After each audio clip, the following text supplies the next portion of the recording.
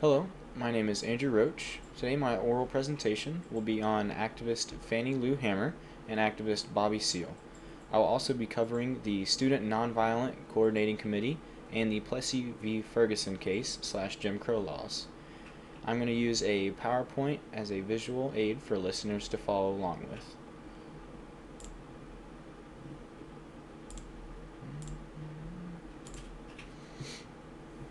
Alright. As you can see, I'm covering civil rights. I think I'm going to go into full screen. Alright.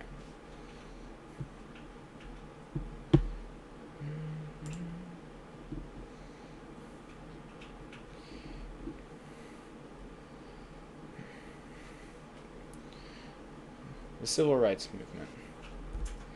Alright. First up, we have Fannie Lou Hamer. She was an American voting and women's rights activist.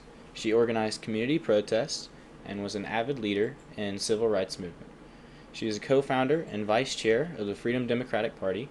She organized the Freedom Summer, which is an attempt to register as many African American voters as possible in Mississippi.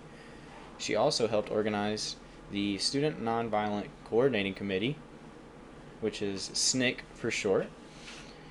She is a co-founder of the National Women's Political Caucus, which trained and supported women of all races who wanted to be elected to government office.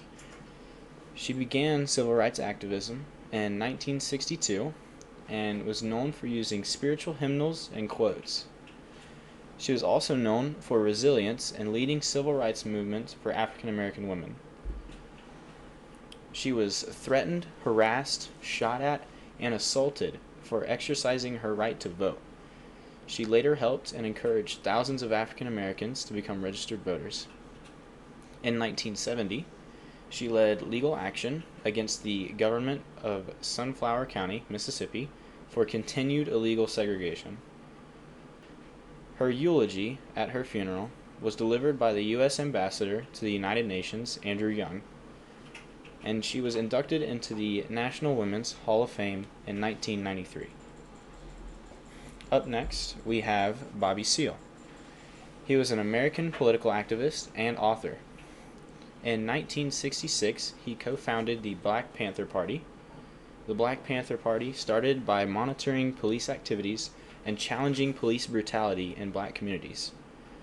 Bobby Seale was one of the Chicago 8 charged by the federal government for conspiracy charges related to anti-Vietnam War protests. In the trial, Seale was ordered by Judge Hoffman to appear in court bound and gagged, and remained like that for several days on end. Seale's case was severed from the other defendants, and the government dropped his charges. Although he was never convicted, Judge Hoffman sentenced Seale to 4 years of jail for contempt of court, which was later reversed upon appeal. In 1970, whilst in prison, Bobby Seale was charged and put on trial in the New Haven Black Panther trials for the torture and murder of Alex Rackley, who was suspected of being a police informant. The jury was unable to reach a verdict for Seale, and the charges were dropped. Seale also created the 10-Point Platform with Huey Newton. The platform describes the need for full employment of African Americans, the need for their shelter and decent education, and calls for the release of all black men held in prisons. Plessy v. Ferguson. Plessy v. Ferguson was a Supreme Court decision that ruled racial segregation did not violate constitutional laws as long as the facilities for each race were equal in quality. This came about the quote, "separate but equal." Homer Plessy staged an act of civil disobedience to challenge one of Louisiana's racial segregation laws and test the Supreme Court on the constitutionality of segregation laws.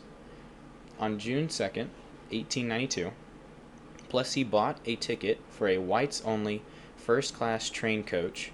He boarded the train and then was arrested by a private detective hired by the civil rights group Plessy was involved with.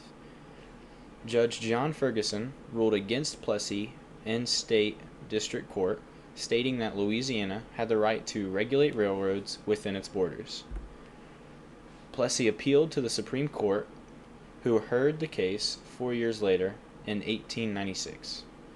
The Supreme Court ruled 7-1 in Louisiana's favor. This established the separate but equal doctrine as a legal basis for the Jim Crow laws that would continue to be in effect through the 1950s and 1960s. Jim Crow laws. They are state and local laws that enforced racial segregation. They were enacted in the late 19th century and early 20th century to remove political and economic gains made by African Americans. Jim Crow laws were enforced until around 1965. In practice, Jim Crow laws mandated racial segregation in all public facilities, mainly in the South. The laws were upheld in the case of Plessy v. Ferguson, which we just covered. In theory, the separate but equal doctrine was extended to public facilities and transportation, but African American facilities were consistently being underfunded compared to white facilities. Several times, there was not even facilities made available for African Americans. Jim Crow laws institutionalized economic, educational, political, and social disadvantages and second-class citizenship for most African Americans in the United States. Once the NAACP was founded, it helped lead a sustained public protest and legal assault on Jim Crow laws and the separate but equal doctrine. In 1954, segregation of public schools was declared unconstitutional by the Brown v. Board of Education Supreme Court case. However, many states took years to implement this decision. The remaining Jim Crow laws were overruled by the Civil Rights Act of 1964 and the Voting Rights Act of 1965. Now, the Student Nonviolent Coordinating Committee, or SNCC for short, it is a principal channel of student commitment in the United States to the civil rights movement. It started in 1960 from the student-led sit-ins at segregated lunch counters in Greensboro, North Carolina, and Nashville, Tennessee. Sought to coordinate and assist direct action challenges to the civic segregation and political exclusion of African Americans. From 1962, the SNCC, Student Nonviolent Coordinating Committee, committed to the registration and mobilization of black voters in the Deep South to increase pressure on federal and state government to enforce constitutional protections.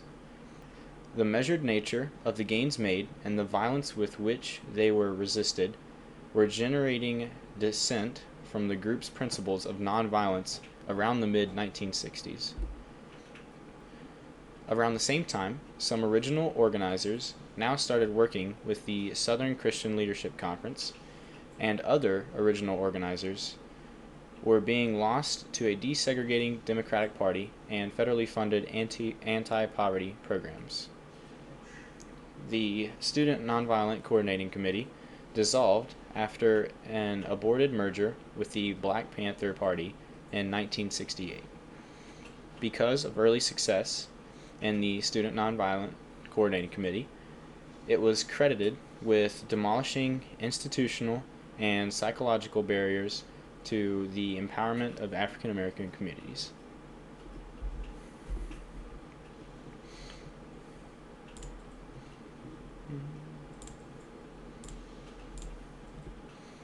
Thanks to the bravery and courage of Fannie Lou Hamer and Bobby Seale, along with the Plessy v. Ferguson case and the Student Nonviolent Coordinating Committee, people of color, and more specifically women, can now experience many of the same rights and freedoms that should have been granted to them decades sooner.